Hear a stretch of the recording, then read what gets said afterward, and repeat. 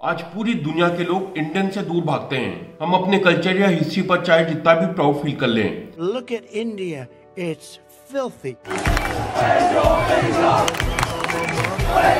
On my channel, saying that Indians go bathroom on the side of the road because there are no public toilets here. पर सच तो यह है कि आज पूरी दुनिया में हमारा मजाक बनाया जा रहा है। इंडियंस कचरा फैलाते हैं, इंडियंस बदतमीजी करते हैं, इंडियन से बदबू आती है और इंडिया के मर्द तो बहुत ही ज्यादा वाहियात हैं। ये मेरा नहीं बल्कि यूएस, कनाडा, यूरोप जैसे देशों में रहने वाले लोगों का कहना है। अमेरिका के कैलिफोर्निया में इसी साल हुए एक सर्वे में पता चला है कि किसी रिलीजन के खिलाफ हुए हेट क्राइम में हिंदू सेकंड नंबर पर आते हैं, फर्स्ट पर ज्यूज हैं और थर्ड पर मुस्लिम। इंडियंस को अमेरिका समेत कुछ वेस्टर्न कंट्रीज में रेसिज्म का सामना करना पड़ रहा है। इंटरनेट पर आपको ऐसे कई वीडियोस मिल जाएंगे जिसमें कोई वेस्टर्नर किसी इंडियन के लिए ओपनली रेसिस्ट रिमार्क का यूज कर रहा है और उन्हें देश छोड़कर जाने को कह रहा है। सोशल मीडिया पर मीम्स में इंडियंस को पजीत नाम से बुलाया जाता है जो एक रेसिस्ट स्लर है। पजीत वर्ड एक्चुअल में इंडियन नेम्स का एक बिगड़ा हुआ रूप है। इंडिया से जो माइग्रेशन होता है उनमें से ज्यादातर लोग पंजाब और हरियाणा से जाते हैं, जिनमें से मोस्टली लोगों के नाम के एंड में जीत होता है, तो एक पजीत वर्ड यहाँ से आता है। ट्विटर पर स्पिनिच ब्रा नाम के एक यूजर ने एक पोल चलाया जिसमें पूछा गया कि आप क्या चाहेंगे, इलीगल मैक्सिकन्स या फिर लीगल इंडियंस। 50,000 लोगों ने जवाब दिया, जिसमें से 82% लोगों का कहना था कि वो इलीगल मैक्सिकन्स को प्रेफर करेंगे। आखिर इंडियंस के खिलाफ इस बढ़ते हेट ट्रेंड का रीजन क्या है? क्योंकि पास की अगर बात करें तो वेस्टर्न कंट्रीज में इंडियंस के साथ इस तरह के रेसिज्म होने की खबरें कम ही सुनने को मिलती थी। इंडियन कम्युनिटी को एक हार्ड वर्किंग और अनप्रॉब्लमेटिक कम्युनिटी की तरह देखा जाता था, लेकिन अब ये में चेंज हो गई है। पिछले कुछ सालों में ऐसा क्या हुआ है कि इंडियंस के खिलाफ ये रेसिज्म इतना बढ़ता जा रहा है? इसकी एक वजह तो ये है कि अब वेस्टर्न कंट्रीज में जॉब्स की मार्केट सैचुरेट हो रही है। ऐसे में वहाँ के लोग अब बाहर से आने वाले लोगों को अपने जॉब्स पर खतरे की तरह देख रहे हैं, क्योंकि जो भी इंडियंस यहाँ से जाते हैं वो काफी हार्ड वर्किंग होते हैं। जो भी अपॉर्चुनिटी उन्हें मिलती है वो उसे खोना नहीं चाहते।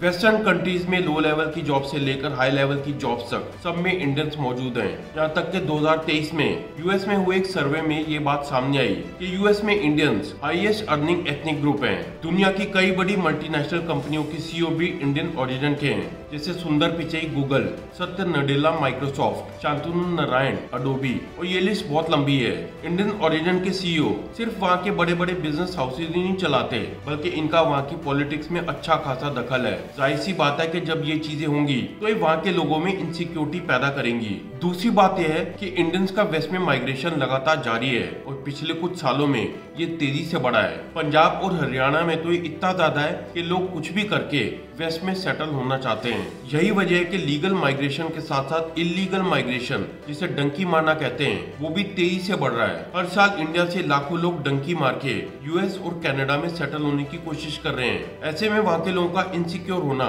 स्वाभाविक है, मगर ये इस प्रॉब्लम की सिर्फ एक वजह है। सोचिए, हम पूरा पेपर वर्क करके, सालों की मेहनत करके 18 महीने का वीजा लगवाकर यूएस जाते हैं और वहाँ के लोग कहते हैं कि इंडियंस को यहाँ से दूर भगाओ। इंडियंस के पूरी दुनिया में बेइज्जत होने के पीछे वैसे तो कई कारण हैं, लेकिन सबसे बड़ा कारण है सिविक सेंस। कचरा फैलाने में तो हम लोगों ने वर्ल्ड रिकॉर्ड बनाया हुआ है। फाइंडिंग ट्रैश इन इंडिया नाम का गेम इतना मशहूर हो चुका है कि इससे पूरी दुनिया में हमारी इज्जत का कबाड़ा हो चुका है। अगर रोड पर कचरा फैलाने वाले को आप अनपढ़ या गवार समझते हैं तो ये वीडियो देखिए।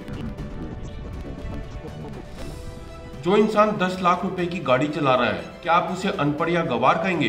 बात अनपढ़ या पढ़े लिखे की नहीं है। हमारे देश में बहुत से लोग पढ़े लिखे गवार हैं। ये वीडियो देखिए। जब एक लड़की को कचरा फेंकने पर दूसरी लड़की ने कन्फ्रंट किया तो बजाय अपनी गलती मानने के वो इंग्लिश झाड़ने लगी और सॉरी बोलने के बजाय आर्गुमेंट देने लगी। We were not fighting. I told you in so many words that please throw it in the dustbin. You say dustbin ही नहीं है. You mind your this is your business. You are supposed to keep this place clean. Yeah, but you didn't. You threw it outside. हमें लगता है कि हम English बोल रहे हैं तो सिविलाइज हो चुके हैं, और अगर सामने वाला हिंदी बोल रहा है तो वो अनपढ़ गवार है। इंग्लिश बोलकर कचरा फैलाने वालों से ज्यादा अच्छे हिंदी बोलकर देश को साफ रखने वाले लोग हैं। हम लोग जगह जगह गुटखा थूक देते हैं, कहीं पर भी यूरिनेट कर देते हैं और फिर सरकार की बुराई करते हैं कि यार ये सरकार ना ढंग से सफाई नहीं कर रही है। आप लोगों ने मेट्रो या ट्रेन में कभी ना कभी ट्रेवल किया होगा। क्या आपने नोटिस किया है कि गर्मी के दिनों में जब मेट्रो के अंदर बहुत ज्यादा भीड़ हो जाती है तो पसीने की बहुत ज्यादा बदबू आती है। ये कोई रेसिस्ट बात नहीं है। जब इंसान की बॉडी से स्वेट आएगा तो उस स्वेट में से स्मेल भी जरूर आएगी। ये एक नेचुरल सी बात है। पब्लिक प्लेसेस में पर्सनल हाइजीन को मेंटेन करना हम सब की जिम्मेदारी है।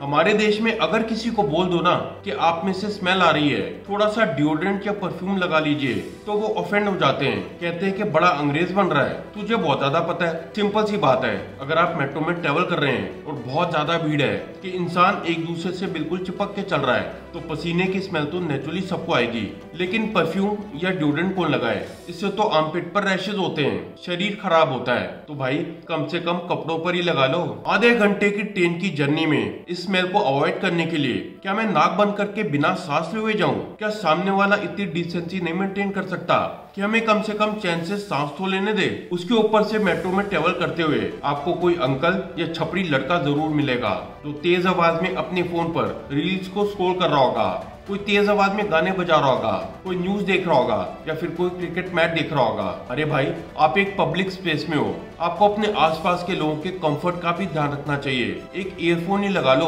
क्यों अपने मजे के लिए आसपास के 10 लोगों को परेशान कर रहे हो। लेकिन नहीं, अपने मजे के लिए लोगों को परेशान करना हमारे देश में ट्रेंड बन चुका है। हम तो ऐसे ही हैं, हम तो किसी से नहीं डरते। भाई आप कुछ नहीं हो, आप सिर्फ गवार हो। पब्लिक प्लेसेस पर गंदगी मचाना, पहाड़ों पर वेकेशन पे जाकर वहाँ पर गंदगी मचाना, लाल किले की दीवारों पर लिखना Rahul loves Anjali, common sense और सिविक सेंस से हम लोगों का दूर दूर तक कोई वास्ता नहीं है। अब अगर फॉरेनर्स यहाँ पर आएंगे और हमारे देश में ये सब देखेंगे तो अपने देश में जाकर हमारे देश की बुराई तो करेंगे। और अब यही हरकतें हम इंडियंस विदेशों में जाकर भी करने लगे हैं। 2020, there has been a threefold increase. This is what Toronto looks like.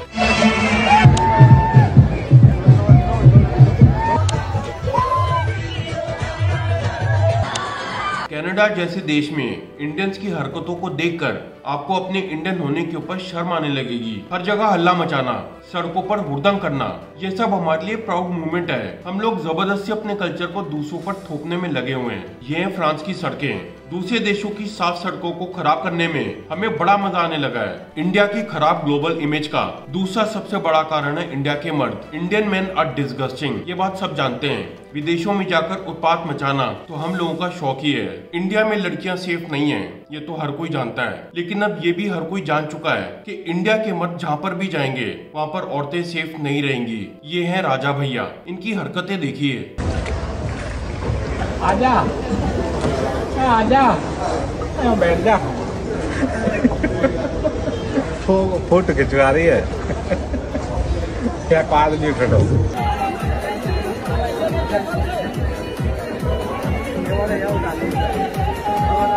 इनके जैसे लोग हमारे देश की जितनी बदनामी कराते हैं उसका तो कोई हिसाब ही नहीं है। हर्ष गुजराल की कॉमेडी का ट्रेडमार्क लाइन है 6000 की रशियन। तो बहुत ज्यादा है पापा, 6000 रुपए में तो रशियन आ जाती है। अरे भाई थोड़ी सी तो शर्म कर लो।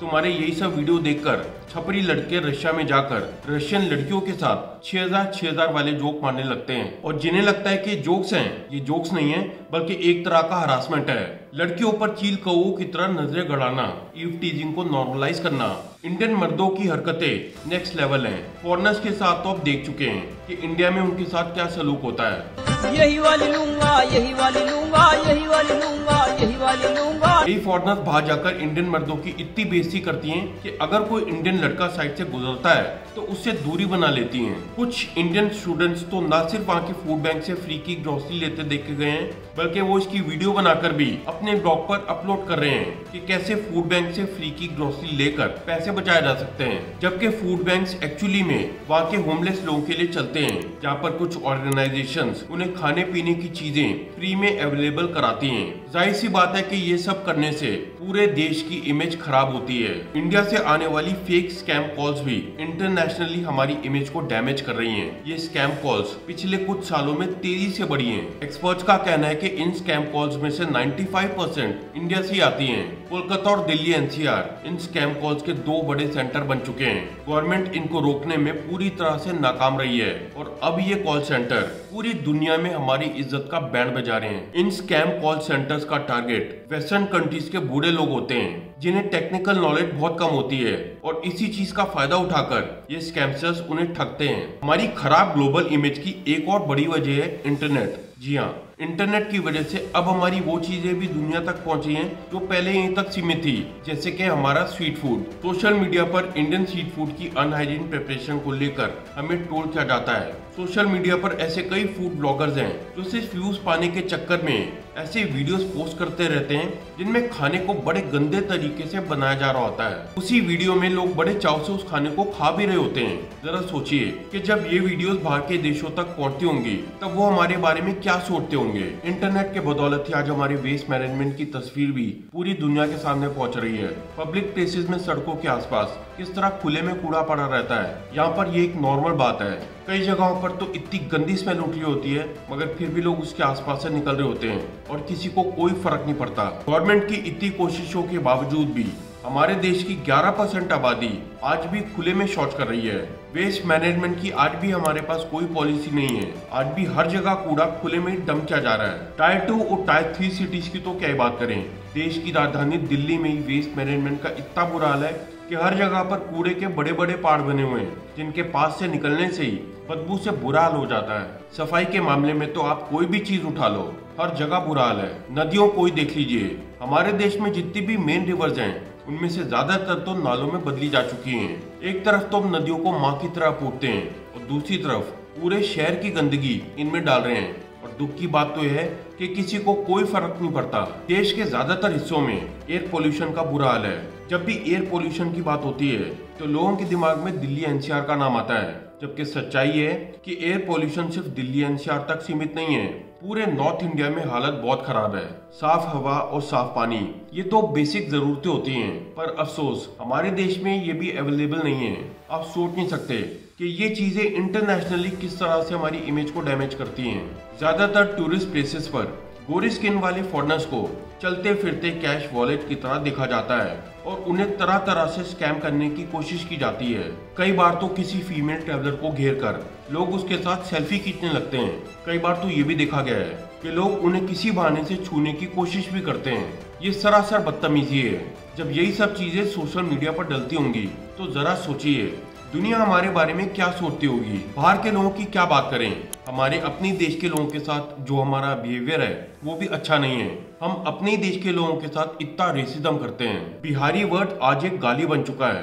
नॉर्थ ईस्ट के लोगों को हम चाइनीज या चिंकी बोलते हैं। हमें अपने देश में हो रहे रेसिज्म के अगेंस्ट भी आवाज उठानी पड़ेगी, क्योंकि आज इंटरनेट की वजह से ये सारी चीजें पूरी दुनिया में पहुंच रही हैं। इससे हमारी इमेज तो डैमेज हो ही रही है, मगर इसके साथ साथ दूसरों को हमारे ऊपर उंगली उठाने का मौका भी दे रही हैं। इसके साथ साथ हमें झूठी सेल्फ प्राइड और बड़बोलेपन से बाहर आने की भी सख्त जरूरत है। हम विश्व गुरु हैं, हमारा देश सबसे महान है, हमारा धर्म सबसे महान है। हमारी संस्कृति जैसी संस्कृति पूरी दुनिया में नहीं है। हमारे धर्म में साइंस है, इसमें कोई शक नहीं है कि हमारे धर्म और संस्कृति में कुछ अच्छी बातें हैं, लेकिन सिर्फ इनका ढोल पीट कर हम उन सब चीजों से पीछा नहीं छुड़ा सकते जो ग्लोबली हमारी इमेज को खराब कर रही हैं। इसके साथ साथ हमें खुद पर भी काम करना पड़ेगा, अपनी आदतों को सुधारना पड़ेगा और ऐसे लोगों को रोकना पड़ेगा जिनकी वजह से दुनिया में हमारी इमेज खराब होती है। इमेज खराब होने में समय नहीं लगता, लेकिन उसी इमेज को दोबारा बनाने में सदियां लग जाती हैं। आई होप कि वीडियो पसंद आया होगा। अगर वीडियो अच्छा लगा हो तो इसे लाइक करें और चैनल को सब्सक्राइब करके मेरे कंटेंट को सपोर्ट करें। मिलते हैं मेरे नेक्स्ट वीडियो में।